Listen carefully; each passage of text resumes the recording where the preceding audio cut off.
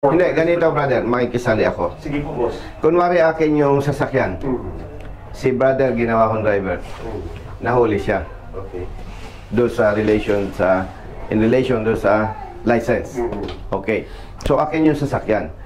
Binenta ko na sa kanila. During the time na nagbentahan kami, hindi nag-appear sa LTO na may alarma dahil nga yung driver ko may fake documents.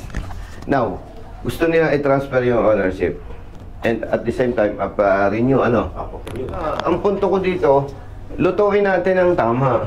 Tama naman po. Na i-clear natin yung sasakyan. Of course. Ang i-maintain natin yung alam doon sa subject person. Yes, pero is it possible hindi through your recommendation hindi magbabayad yung nakabili ng sasakyan? Dumulog kay Colonel Busita ang isang driver dahil sa issue ng kanyang nabiling sasakyan dahil plano niya sanang asikasuhin ang transfer of ownership nito. Subalit, may alarma pala ang kanyang nabiling sasakyan sa LTO. At hindi ganun kadali ang naging proseso. Kaya ito ang inaksyonan ni Colonel Busita. Kaya tara, sabay-sabay nating panoorin ang may init na tagpo ukol dito. Pero bago yun, huwag niyo kalimutan mag-subscribe. Alright. Stratcom po yung alarm niya, 2021. Ito transfer ko po sa hindi ko ma-transfer. Ngayon, yung kanina takobay na nanghuli po sa Cebu, hindi naman nila ma-settle doon. Although pumunta sila kahapon sa LTO, hindi nila ma-settle kasi wala daw sa system. Ang gulo ng LTO? Hindi ko na rin po. Pumunta na ako ng tao sa sako, pumunta na rin po. Hindi rin po talaga. Anong sasakyan yan? Genesis po, yung ganyan. Balik kausap ko po yung mismong nahuli, hindi rin po nila mabayaran yung amount kasi wala po sinasabi. Willing sila na mag-settle. Sumama ka sa akin. Sige po. Pwede mo magpa-picture para may proof po. Sige.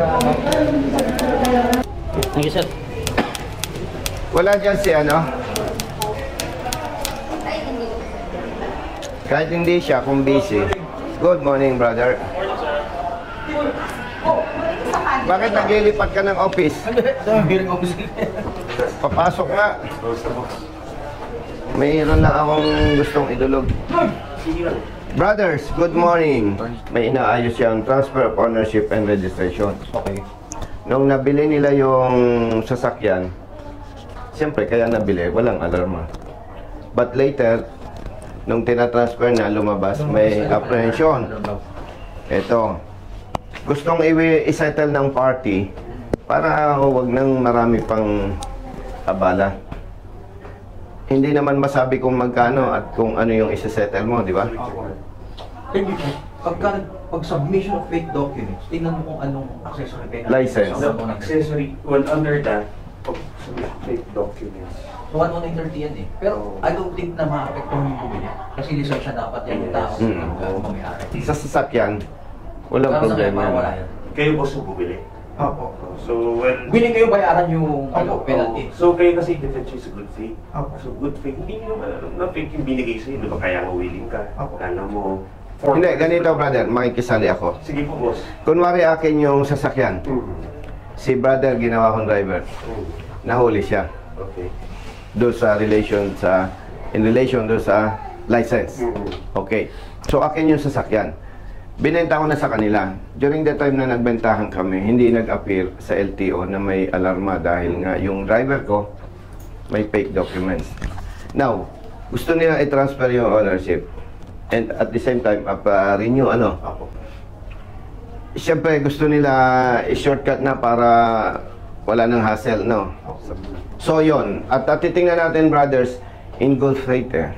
Check natin yan kung ano, dito sa system. Tingnan ko magkano yung babayaran. I don't think na makaka-apekto sa accessory penalty yung bumili.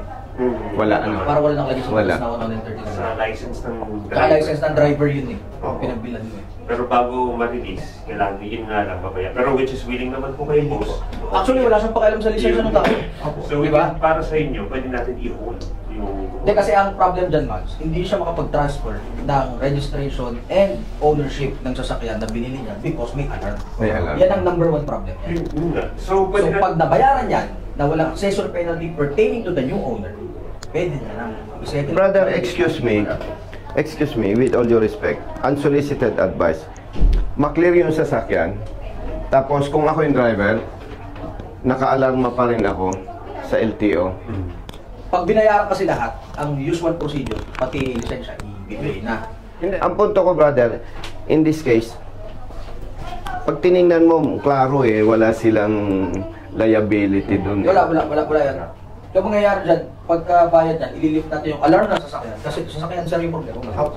Alarm ng sasakyan, ililift yan. And then we need to report this to the investigation division sa intelligence. Kasi we could also put some ating resolution na since yung license ng driver, which is yung loko-loko, we will put there na may alert pa rin yun. Ang punto ko dito, lutuin natin ang tama. Tama naman po. Na i-clear natin yung sasakyan. of course. Ang i-maintain natin yung alam doon sa subject person. Yes, correct. Pero is it possible hindi through your recommendation hindi magbabayad yung nakabili ng sasakyan? Kaso hindi natin matitrace. Ano pa to? Isusokos order pa. Ang problema sa shokos order ko, just like in any other courts, paano pag nag-iba ng address? Tsaka pa hindi nag-appear. Hindi nag-appear. Sasabihin niya, hindi na ako interesadong magka-lisensya. Hindi na kayo ko na mag-lisensya. Pero alam mo, hindi malilip yung alarm. hindi ko alam kung tama ako ha. Kung ako nasa position, i-resolve ko yan na si Pedro ang may mga administrative and criminal offenses dyan. Itong sasakyan na to, nabenta dito, kaya recommend na ma-clear yung sasakyan. Yung tao hindi i-clear Pwede natin yung sasakyan lang. Pwede natin gawin yan sa resolution inside the system. Yes, it is. Ilalagay yun. Ilagay natin. Pero without paying any amount. Yun ang problema. Kasi pag hindi natin pinayang any amount, kowable yan. Kasi pera I see. Yun na, doon mo na lang ako na-convince. sa COA. Tama, okay na yun. Okay na yan. Klaro sa'yo. Kahit hindi nila gusto, makukuha naman sila, lalaki ang problema. Tama?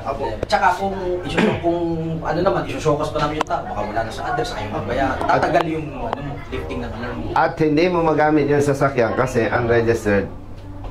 Hindi mo pa matransfer, di ba? Practically, kung hindi mo isettle yan, sabihin natin, kung hindi ko alam ha, halimbawa, 3,000 yan, pero pabalik-balik ka, baka 5,000 na yung nagagastos mo.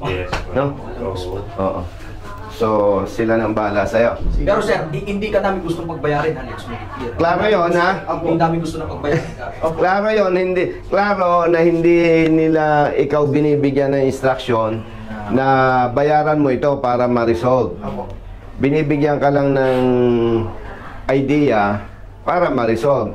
Pero ang desisyon sa'yo. Kasi sa legal process, ang gagawin nila dyan, isusyokos yung may-ari dati at yung driver. So, mahabang proseso. Mas malaking perwisyo sa'yo. So, ibig sabihin, kung isettle mo yan, halimbawa 3,000, kahit isa sa amin, walang nagsabing isettle mo. Sarili mong desisyon. Para lang matapos na kahirapan. Baka mamaya ang dating pinagtulong-tulong. Binigyan namin ng senaryo na mas madali. Yun ang pinakamabilis para ma-resolve, pero ang decision, manggagaling sa'yo. Kailan po pwedeng bayaran? I-check mo ngayon kung magkano. Makikita natin yan sa system. Bayaran ko po agad ngayon. Start ko ba ito?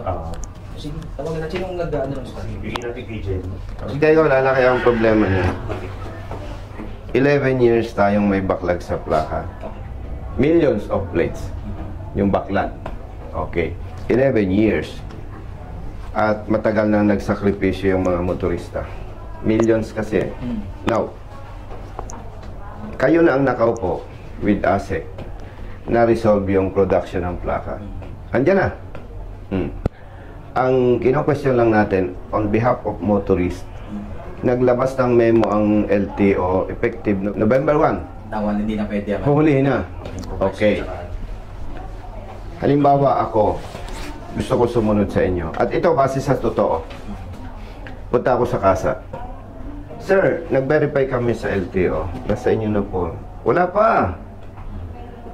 Di ba? Napatunayan na yan kahit kayo Si Executive Director, nabanggit na rin yan. Wala pa. Wala pa. Kung ang central office ng dealer mo, Cebu, nandito tayo sa Cavite, branch ka lang So, I don't think na po-provide sila ng personnel sa dealer na, yung team ninyo, wala kayong gagawin, kundi tingnan yung plaka, sa Cavite yan, sa Nueva Ecija yan. In other words, may mga problema, brother, Director, na hindi kontrolado ng motorista.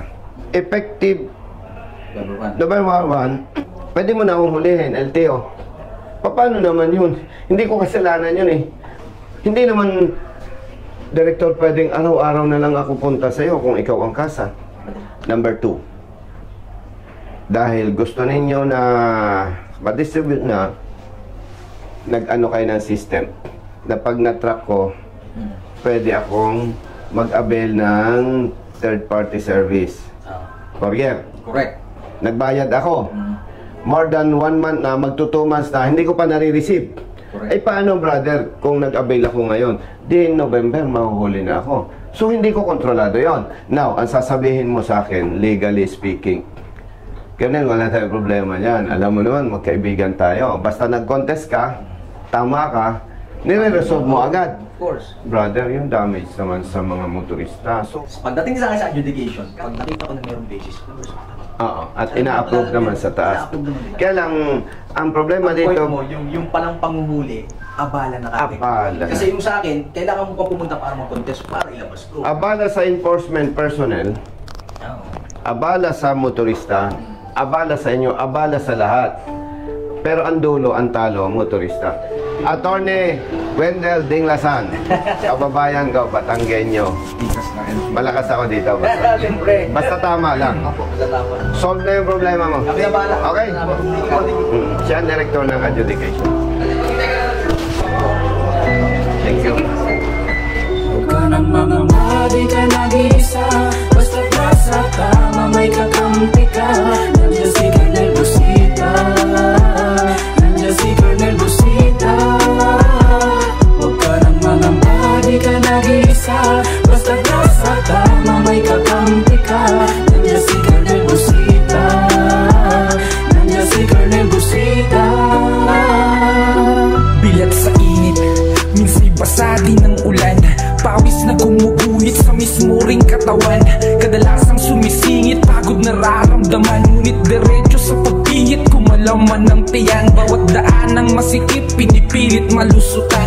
Marating lang ang lugar na dapat kong puntahan. Maihatid ng pagkain, serbisyong nakalaan. Para sa mga taong kailangan kong pagsilbihan. Napili